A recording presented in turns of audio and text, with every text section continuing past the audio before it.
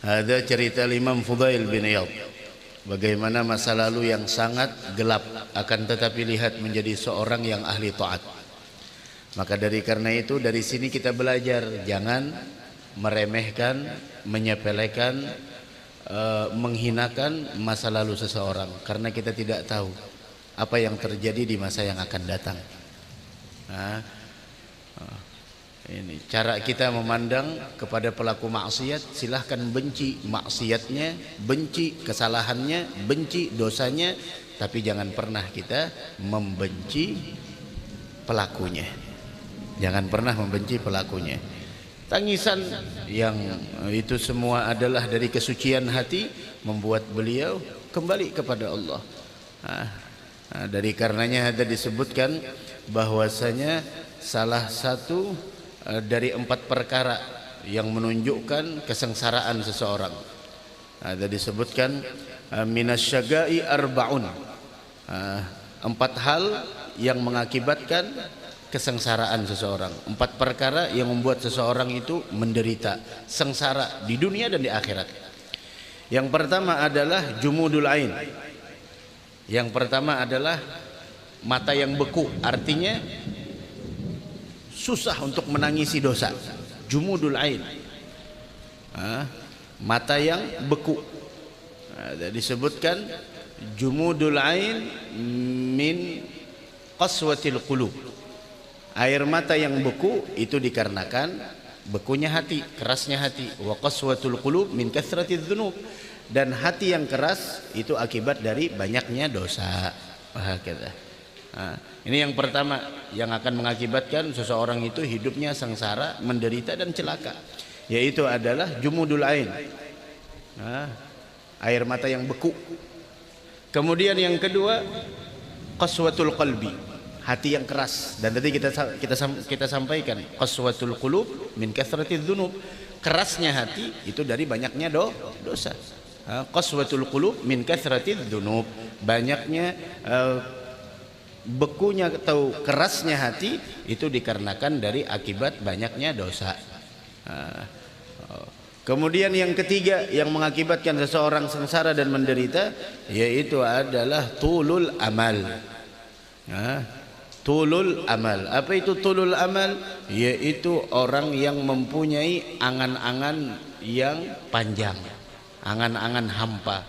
Artinya merasa hidupnya jauh lebih lama lagi. Sedangkan Nabi kita Muhammad sallallahu alaihi wasallam di antara doa beliau kepada Allah, a'udzubika min tulil amali yulhini.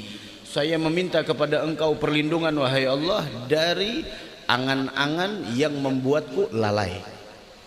Terkadang ada angan-angan yang tidak membuat orang lalai. Angan-angannya mulia, angan-angannya baik, angan-angannya bagus. Wahakadha. Begitulah di sana yang dikhawatirkan oleh Sayyidina Ali bin Abi Thalib, diantaranya tulul amal, panjang angan-angan, merasa hidup lebih lama lagi. Orang kalau sudah merasa hidup lebih lama, ya dia beramalnya apa adanya. Tapi kalau orang merasa hidup ini sebentar lagi, seakan-akan setelah sholat isya kita bakal dijemput, dia akan sholat isya dalam keadaan khusyuk. Tapi kalau dia menganggap hidupnya jauh lebih lama lagi, ya amalnya seadanya, dia menganggap jauh lebih lama lagi.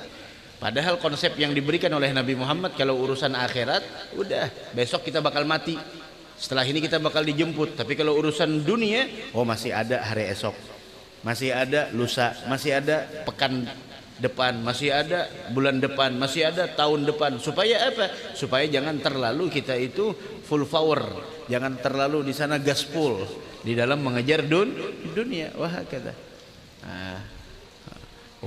Dan yang keempat, yang terakhir adalah yaitu al-hirs, keserakahan, sifat tamak, sifat tamak terhadap dunia. Nabi Muhammad SAW mengatakan di dalam hadisnya, umat yang mereka ada di era pertama, yanju awwalu hadhil ummah bizuhdi fid dunya wa qasril amal.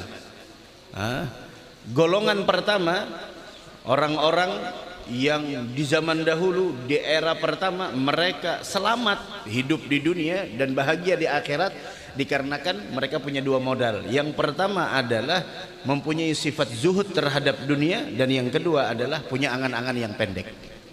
Nah, wa yahliku akhiruha, dan umat di akhir zaman akan binasa, kata Nabi Muhammad SAW, bil hirsi wa tulil amal. Dua perkara, yaitu yang pertama adalah keserakahan, rakus, dan mempunyai angan-angan yang panjang dan kosong. Wahakadha. Wa Nabi Muhammad SAW mengatakan bahwasanya beliau mengatakan bu'ithu li kharabid dunia. Saya diutus ke permukaan bumi ini tidak untuk bermegah-megah di dunia.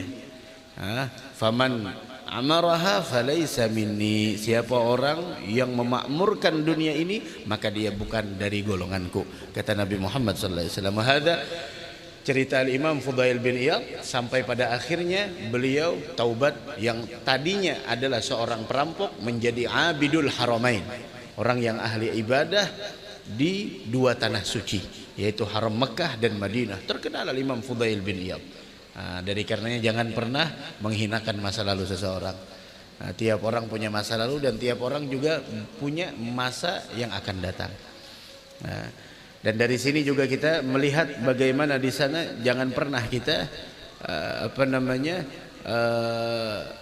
berhenti di dalam berbuat kebaikan. Barangkali kebaikan yang kita lakukan itu yang menjadikan kita mendapatkan rahmat, kasih sayang serta kelembutan dari Allah Subhanahu wa taala. Padahal terkenal seorang penyamun, perampok, kalau orang ingin sudah di sore hari semuanya ayo masuk ke rumah, jangan sampai ketemu Fudail, nanti harta kita dihabisinya. Tapi lihat, alam ya'ni lil ladzina amanu an takhsha'a qulubuhum li dzikrillah. Cuma seitu, tidak sampai satu ayat yang beliau dengar. Alam ya'ni lil ladzina amanu an takhsha'a qulubuhum li dzikrillah. Bukankah sudah tiba saatnya bagi orang yang beriman untuk hatinya khusyuk di dalam mengingat Allah Subhanahu wa taala. Sehingga Imam Fudail bin Iyad pun beliau bertaubat, dan subhanallah menjadi bukan hanya seorang yang taib, akan tetapi abid, alim, wali min awliyaillah, salih minas salihin. Rabbi fanfa'na bi barakatihim wahdinal husna bihurmatihim wa amitna fi tariqatihim wa mu'afatin minal fitani.